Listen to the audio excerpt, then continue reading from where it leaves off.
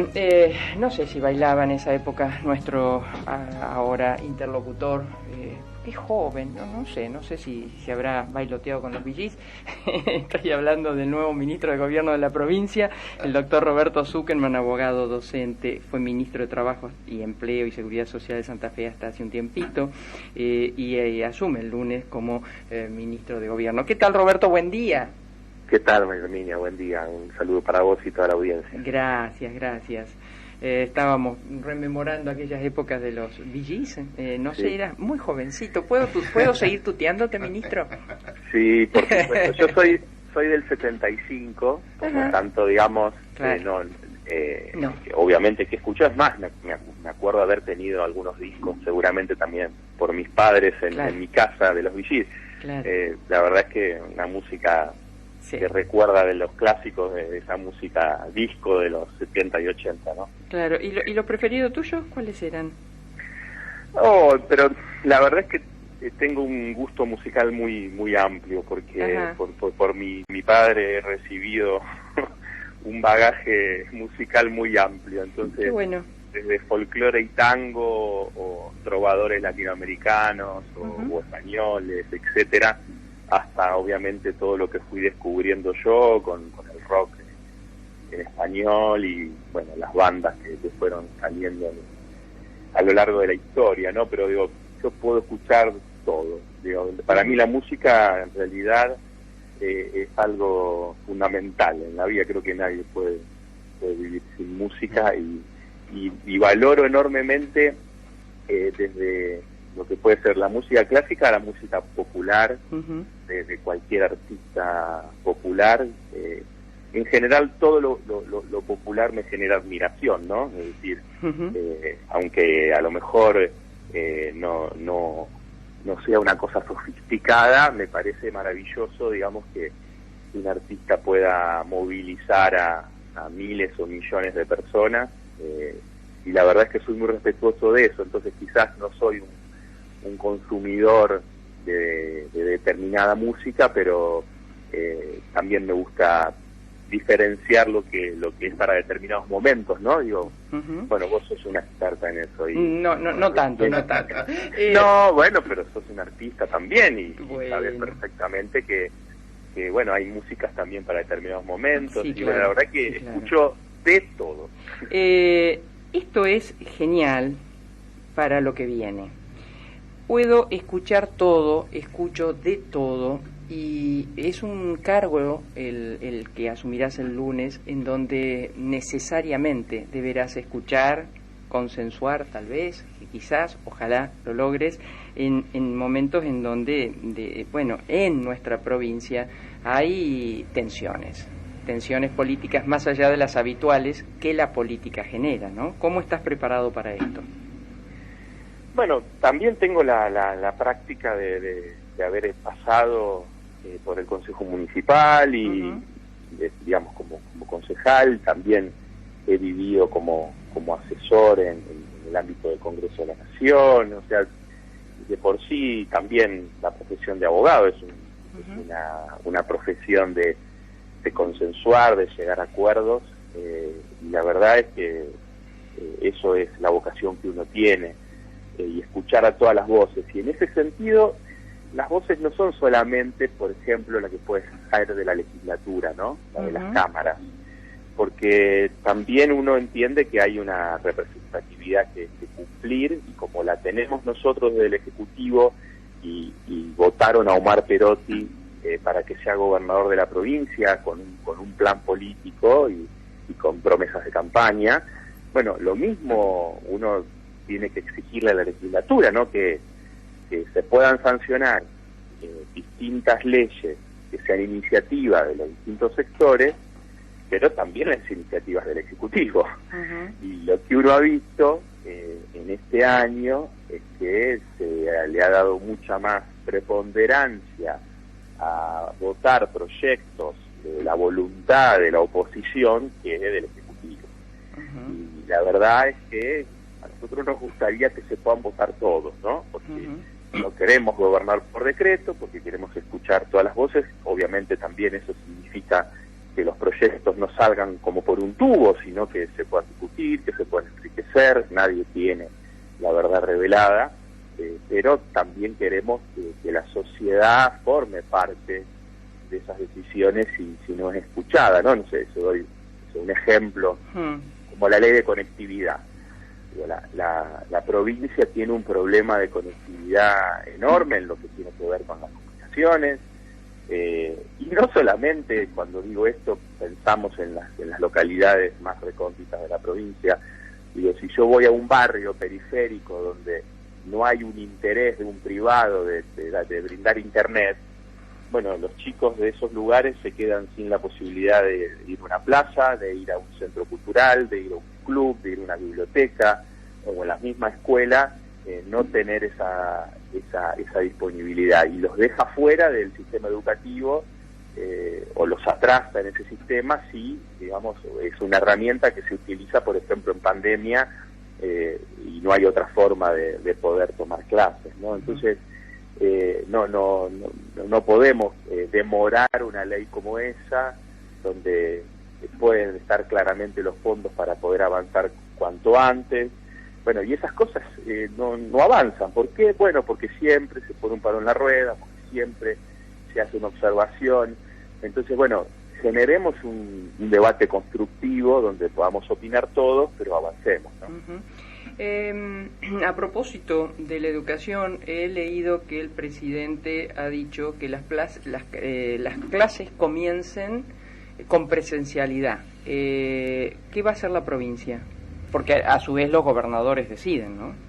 Sí, bueno, nosotros ahí tenemos un desafío muy grande, porque indudablemente siempre es difícil con el diario del lunes, digamos, ¿no? Quiero decir, es fácil analizarlo con el diario del lunes, es difícil tomar decisiones en una situación inédita, como ha pasado, ¿no? Entonces, también esto, cuando uno analiza los distintos lugares del mundo y se generan debates políticos en torno a eso, lo cierto es que uno podía haber dicho, bueno, ¿por qué no empezamos con la presencialidad antes? Bueno, realmente fue una situación complicada, queremos hacerlo cuanto antes, o sea que en ese sentido se harán todos los esfuerzos y se trabajará junto con los gremios y toda la comunidad educativa para que las clases puedan empezar. Quizás no sean 100% presenciales, quizás sea un mix, y esto va a pasar en todos los niveles, y lo digo porque soy docente universitario y lo he hablado con el decano de mi facultad, la UNR. O sea, esto va a ser un método, pero bueno, como sea, tenemos el deber de que los chicos se integren. Esto, uno lo vive con sus propios hijos, con los hijos de los demás, como un chico, se tiene que aprender a leer y escribir, niño, una niña, a temprana edad, sin la posibilidad de ir a la escuela. Esto es casi imposible.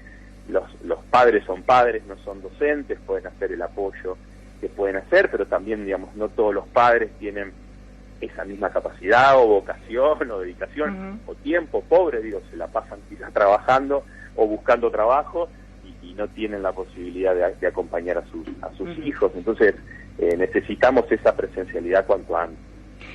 Vuelvo al tema anterior, al tema legislativo. Una cosa es la oposición que has descrito y, esta idea de que se voten no solo los proyectos de la oposición, también los del Ejecutivo. ¿Qué va a pasar con el Senado, donde hay un bloque netamente opositor al gobierno de Omar Perotti? Bueno, lo que decía antes en cuanto a que podrán tener la decisión política que quieran tener, pero van a tener que responder cada uno en su territorio, porque justamente el Senado tiene una representación territorial, explicándoles en sus departamentos por qué no acompañan las políticas del gobierno, y esa es una tarea que nosotros vamos a hacer en el Ministerio de Gobierno. Nosotros vamos a recorrer la provincia y vamos a tener un vínculo muy estrecho con todas las organizaciones, con todas las instituciones y con la sociedad, para transmitir por qué nosotros queremos llevar adelante determinados proyectos. Por lo tanto, aspiramos a que, más allá de las diferencias o de los posicionamientos, bueno, no haya una obstáculos, digamos, a esta idea de querer trabajar en conjunto con la legislatura, ¿no? Me parece que ya en un año muy complejo como fue el año pasado, en plena pandemia, bueno, vivimos, en realidad, desde antes de la pandemia, porque el pobre Omar Perotti asumió como gobernador y no pudo ni siquiera contar con su propio presupuesto. Bueno, digo, aspiramos a que, a pesar de que este sea un año electoral, bueno, tengamos una convivencia madura y democrática y respetuosa en la legislatura, ¿no? Uno de los temas claves este año pasa, aunque no es un juego de palabras, por las PASO, ¿no? Aparentemente todo sigue igual. Hay proyectos en el Congreso, pero el presidente no los mandó a extraordinaria, por lo tanto me da la sensación que cuando retorne la actividad parlamentaria nacional ya estamos muy avanzados para cambiar el calendario, salvo que la pandemia, no sé, diga otra cosa. ¿Cómo se está pensando en Santa Fe sobre lo mismo? Bueno, sobre ese tema hay distintas posiciones, ¿no? No solamente desde los distintos sectores políticos, sino también desde la misma sociedad.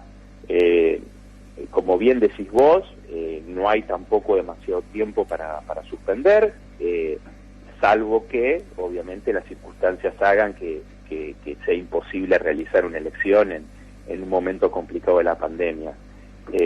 Pero bueno, lo cierto es que en definitiva son los sistemas que están vigentes, como todos los sistemas electorales, tienen ventajas y desventajas.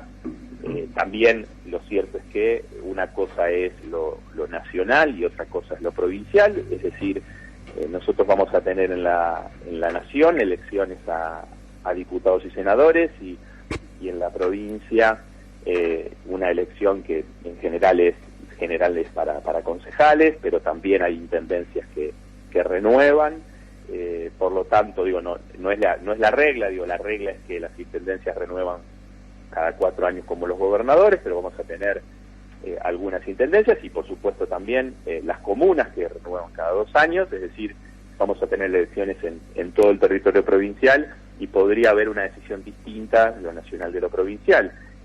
Pero bueno, veremos, digamos, si hay opiniones y voluntades al respecto, ¿no? 2 últimas preguntas. El gobernador fue elegido mayoritariamente por los santafesinos con una gran consigna, ¿no?, que engendra un sentir muy grande, especialmente de los rosarinos, que se traslada al resto del territorio, pero especialmente de los rosarinos: paz y orden.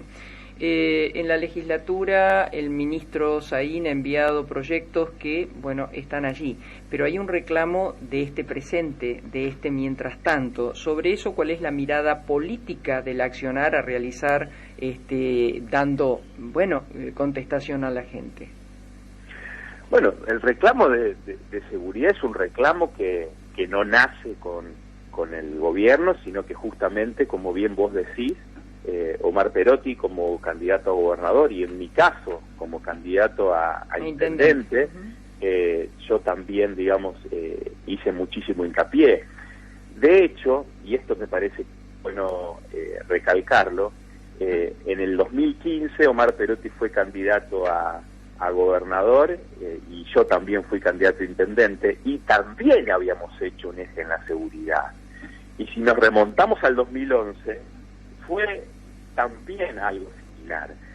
Quiero decir con esto, quiero decir que es un tema que viene de hace mucho tiempo, y esto no es una excusa, no estoy diciendo que es un tema que no se puede resolver porque viene de hace mucho tiempo. Lo que quiero decir es que tanto Omar Perotti, como lo he hecho yo, como lo han hecho otros dirigentes, advertimos oportunamente, ya hace muchos años, justamente uno lo puede focalizar con el comienzo de la gestión socialista, digamos, con Hermes Birner, donde advertimos que venía un crecimiento del narcotráfico, de la violencia organizada, de las mafias. Esto lo advertimos, lo dijimos y no fuimos escuchados. Llevaron adelante políticas erráticas durante 12 años, donde creció el narcotráfico, donde crecieron las bandas, donde creció la violencia urbana. Y esto no se puede, lamentablemente, resolver de un día para el otro, porque no hicieron las reformas necesarias, es decir, perdieron 12 años. Estas leyes que estamos proponiendo y que propone también nuestro ministro Marcelo Saín para modificar la estructura de seguridad y policial en la provincia, se tendrían que haber hecho no menos de hace 10 años atrás. Entonces, lamentablemente se perdió mucho tiempo y hoy yo entiendo, digamos, cada víctima de cada arrebato, de cada entradera, de cada salidera, de cada situación que se vive todos los días. Uno le puede explicar que hay reformas para hacer y que tenemos que dar vuelta a esta historia, y es difícil que nos dé tiempo, es difícil poder comprender o justificar determinadas cosas. Pero lo cierto es que hemos visto cómo hay presos a jefes de bandas narcos y cómo la violencia sigue jugando en la ciudad con extorsiones que tienen que ver con balaceras y con amedrentar a las instituciones democráticas. Entonces, se está trabajando en eso, se está trabajando intensamente, y tenemos un ministro de Seguridad que con mucho coraje lleva adelante las dos tareas: combatir el crimen organizado, combatir las mafias, pero por otro lado también reformando a una fuerza policial que, como lo hemos dicho, formaba parte del problema y no de la solución, porque hay jefes policiales presos. Entonces hay que poder depurar a las fuerzas. Y hay una cosa que me parece muy importante, que repite todo el tiempo Saíd: hay que reivindicar a los buenos policías. ¿Sí? Esto siempre lo hemos dicho. No podemos vivir sin policía, y en una sociedad democrática sin una seguridad democrática. Entonces, la verdad es que lo que hay que hacer es tratar de lograr los resultados cuanto antes, porque obviamente la violencia que estamos viviendo y las imágenes que vemos a diario no tienen que ver con lo que nosotros queremos dar de respuesta a la sociedad, ¿no? La última pregunta, querido ministro. ¿Habrá un llamado a consenso de políticas de Estado? Y ¿está mirando usted con atención el 2023, dado que su ministerio es político y el gobernador no tiene reelección? Mira, en primer lugar, creo que la segunda parte tiene mucho que ver con la primera. Esto de que el gobernador no tenga reelección, y no es que somos reformistas de ahora, siempre hemos sido reformistas. Yo soy profesor de Derecho Constitucional. Un profesor de Derecho Constitucional que no sea reformista no entendió nada. Es decir, la Constitución siempre tiene que ayornarse y siempre tiene que estar a la altura de las circunstancias, y tenemos una Constitución que en su momento fue quizás de avanzada y que hoy ha quedado vetusta, ¿no? Que el gobernador de la provincia, no Omar Perón, el gobernador de la provincia de Santa Fe no tenga reelección, para nosotros realmente es un problema, porque si bien puede continuar un determinado signo político, ya lo hemos visto en la provincia, que hay improntas distintas y formas de pensar distintas. Entonces ni siquiera uno puede pensar, más allá de un mismo signo político, que estas políticas continúen iguales y puedan terminarse esos sueños que tuvo un gobernador a la hora de asumir. Por lo tanto, a mí me parece que sigue pendiente una reforma constitucional en Santa Fe. No es que... ¿La va a impulsar? Bueno, veremos si, estábamos hablando al principio de la nota que nos cuesta mucho llegar a esos consensos, pero me parece que una cosa es impulsarla, digamos, ¿no? Y impulsar la cuestión de la reelección. Otra cosa es plantear, como vos lo acabás de decir, políticas de Estado que perduren en el tiempo, que piensen en el futuro de las próximas generaciones y no de las próximas elecciones. Entonces, hay mucho para hacer. Si no se puede hacer una reforma constitucional, hay mucho para avanzar por ley. Nosotros tenemos un gobernador que es un municipalista, es decir, que viene de lo municipal, fue intendente de Rafaela, valora el poder local, tiene un vínculo con los municipios y comunas como la verdad creo que no ha tenido ningún gobernador. Ha tenido la herramienta que estábamos hablando de antes de la tecnología para tener un vínculo por videoconferencia de manera permanente con los 365 municipios y comunas, y yo he estado presente en muchas de esas reuniones, y el presidente comunal de la comuna más pequeña le pregunta delante de todos al gobernador sus temas y le plantea sus problemáticas. Entonces, Perotti quiere profundizar la descentralización municipal, quiere avanzar en la autonomía municipal, y así como en otros temas, ¿no? Como también en temas de privilegios, como también en temas vinculados a que no puede ser que haya una corporación, como puede ser el Senado, que impida que la justicia avance en una investigación penal, como sucede con el caso de un senador. Digo, me parece que tenemos que mostrarle a la sociedad la transparencia, las declaraciones juradas de todos los funcionarios, de todos los legisladores. Digo, acá hay que ser muy responsables y estar muy cerca de lo que demanda la sociedad. Entonces, hay que pensar en este presente, en el futuro a largo plazo, y lo que pase en el 2023 todavía falta una eternidad. Bueno, querido Roberto, muchas gracias, un cariño grande y lo mejor para esta gestión. No, pero por favor, a disposición siempre. Un abrazo grande. Hemos conversado con el doctor Roberto Zuckerman, que a partir del lunes, legalmente, bueno, cuando se jure, será nuestro ministro de Gobierno en lugar que ocupó y dejó hace ya 2 meses por lo menos, ¿no? Borgonova. Borgonova.